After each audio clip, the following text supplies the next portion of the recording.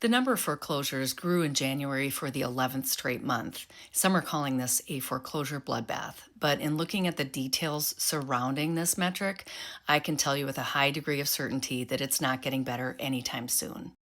January saw more than 40,000 foreclosures, which was an increase of 32% versus last year. Foreclosure filings capture every step of the process, from the initial legal warnings from the lender all the way to repossession. And in January, foreclosure starts increased 26% and completed repossessions increased 59%. And you can see from this chart that the foreclosure rates vary significantly by state, but Delaware, Nevada, and Florida are topping the list. So, in assessing what might happen to foreclosures in the future, it's important to know that the very first foreclosure warnings come typically 120 days after the first mortgage payment is missed. So, this is why we would look at mortgage delinquencies as a leading indicator for what will happen to foreclosures. And the Federal Reserve Bank of New York's fourth quarter household debt and credit report indicates that serious delinquencies are on the rise.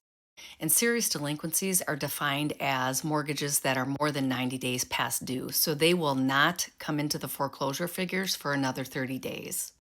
And this fourth quarter report showed that serious delinquencies had increased to between 1.3% and 1.4%, which was more than a 20% increase versus the 1.09% last year.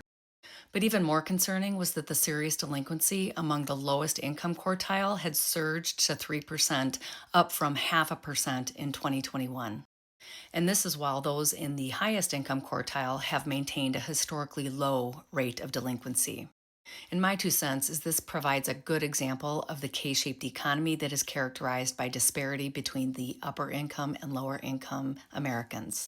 But with the surge of announced layoffs heavily impacting white collar workers and middle management, it may be that this lower income delinquency rate is the canary in the coal mine for a broader economic slowdown. So, for these reasons, I expect that foreclosures will remain elevated for the foreseeable future. If you like my content, please like, share, and follow, especially on other platforms, and let me know your thoughts in the comments.